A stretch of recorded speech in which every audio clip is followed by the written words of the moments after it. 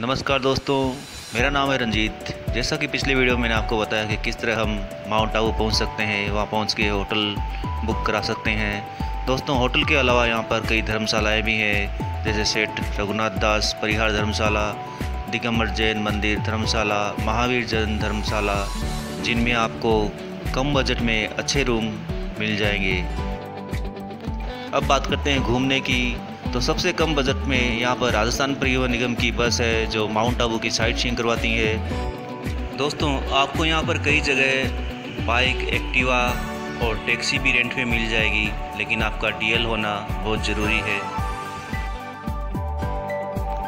हमने हायर की एक टैक्सी और हम निकल पड़े माउंट आबू विजिट करने के लिए।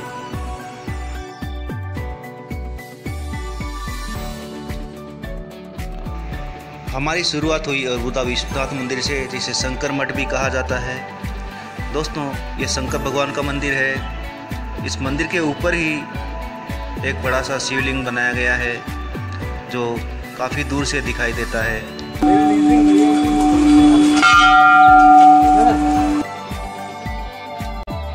दोस्तों, मंदिर के गर्भगृह में एक बड़ा सा शिवलिंग है जो लगभग 9.5 फुट लंबा और 7.5 फुट चौड़ा है, और इसकी जो परिधि है, जो सरकमफेरेंस है, वो 25 फीट है। मंदिर के बाहर एक सुंदर सा बगीचा बना हुआ है। यहाँ पर चाहे तो आप फोटोग्राफी कर सकते हैं, सेल्फी ले सकते हैं। हमने भी कुछ फ़ोटो यहाँ पर क्लिक किए।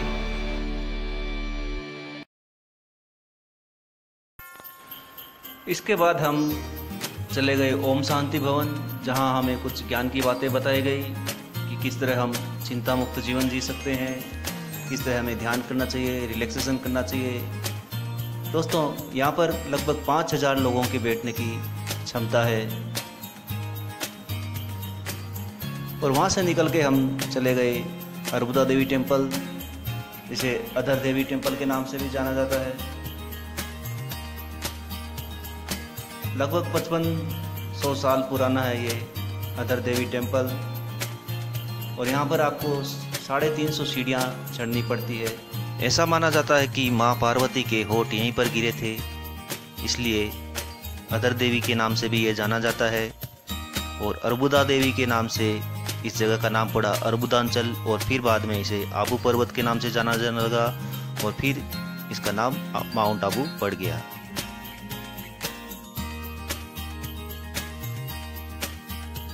दोस्तों, माता के दर्शन के लिए आपको एक गुफा के अंदर से होकर जाना पड़ेगा, जहाँ आप खड़े होकर नहीं जा सकते, वहाँ पर आपको बैठ के ही निकलना पड़ेगा।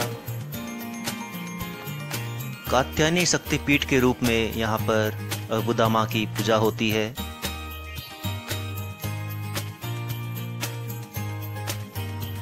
ये देखिए कितना छोटा रास्ता है, यहाँ से आप खड़े होकर नहीं जा सकेंगे।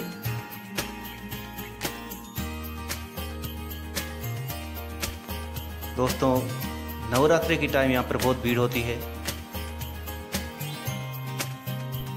दूर दूर से भक्तगण यहाँ पर आते हैं माता के दर्शन करने के लिए।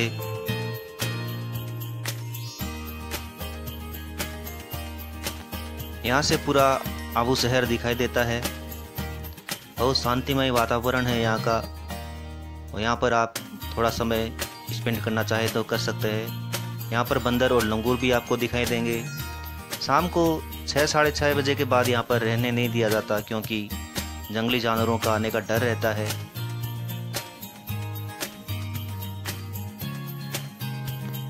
दोस्तों, मंदिर के बाहर ही दुकानें लगी हुई है, जहाँ से आप पूजन सामग्री खरीद सकते हैं, और खाने पीने की भी दुकानें यहाँ पर है।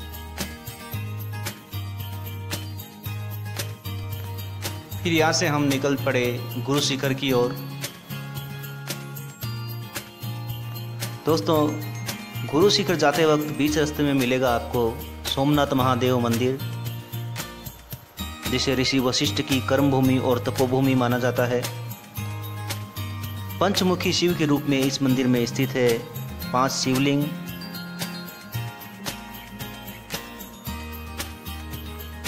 दोस्तों, यहाँ देखिए, यहाँ पर 5 शिवलिंगों के आपको दर्शन होंगे, और ऐसा माना जाता है कि ये जो बीच वाला शिवलिंग है, इसकी यहाँ पर किसी ने स्थापना नहीं की, ये यहाँ पर स्वयं प्रकट हुआ और इसे ऋषि वशिष्ठ के ज़माने से माना जाता है। दोस्तों, मंदिर से बाहर निकलते ही पास में ही है एक छोटा सा तालाब जिसे संत सरोवर के नाम से जाना जाता है और ये फेमस है यहाँ की गोल्डन मछलियों के लिए। भक्तगण जो भी यहाँ पर आते हैं इन्हें आटे की गोलियां खिलाते हैं। यहाँ पर कभी कभी जोड़े में सांप भी नजर आते हैं। हमने भी इन मछलियों को आटे की गोलियां खिलाई जो कि हमें पास में ही मिल गई थी।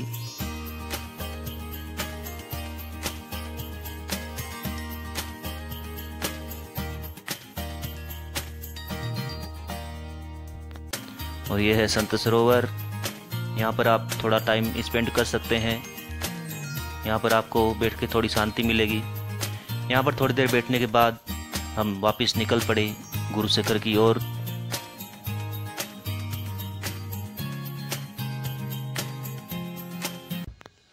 दोस्तों, इसके बाद हमने एक जगह लंच किया और फिर हम निकल पड़े अचलेश्वर महादेव मंदिर जो कि गुरु शिखर के रास्ते में ही पड़ता है।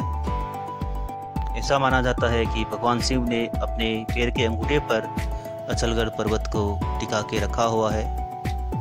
इस मंदिर में भगवान शिव के अंगूठे की पूजा होती है। मंदिर में ही पंच धातु का एक नंदी की प्रतिमा लगी हुई है जिसका वजन लगभग 4320 किलो है और इसमें लगभग 950 किलोग्राम सोने का उपयोग किया गया है। यहाँ पर कई मंदिर है। इस मंदिर में भगवान शिव के शिवलिंग की पूजा नहीं करके उनके अंगूठे के निशान की पूजा की जाती है। दोस्तों, ये देखिए, ये है भगवान शिव के अंगूठे का निशान और जिसमें इतना भी पानी डालो ये कभी भरता नहीं है। इसका लेवल एक जितना ही रहता है। और मंदिर के गर्भगृह में 2 मूर्तियाँ ऐसी है जिसके पीछे आप यदि दिया जला के रखते हो तो पूरी मूर्तियाँ जल जाती है, प्रकाशित हो जाती है।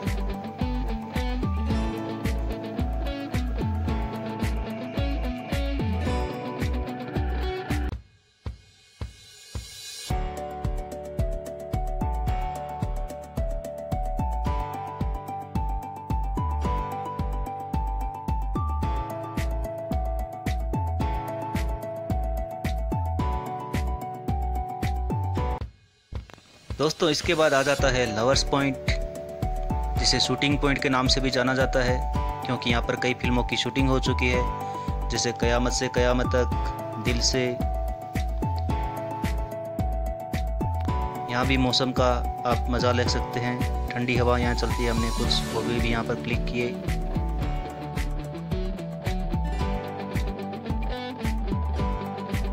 दोस्तों, फिर हम पहुँच गए थे गुरु शिखर पर्वत जो कि माउंट आबू की सबसे ऊंची चोटी है।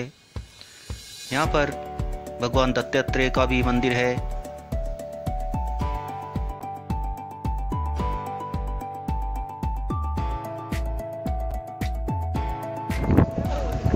दोस्तों, यहाँ चढ़ने में काफ़ी समय लगता है। यहाँ जब हम पहुँचे तो काफ़ी तेज़ हवाएं चल रही थी। काफ़ी सुहाना मौसम था। हम काफ़ी देर यहाँ पर रुके। जितने भी साइड थे यहाँ पर सबसे ज़्यादा हम रुके और काफ़ी हमने मौसम का मज़ा लिया। तो आप कभी भी माउंट आबू आओ तो गुरु शिखर पर्वत आप जरूर आएं।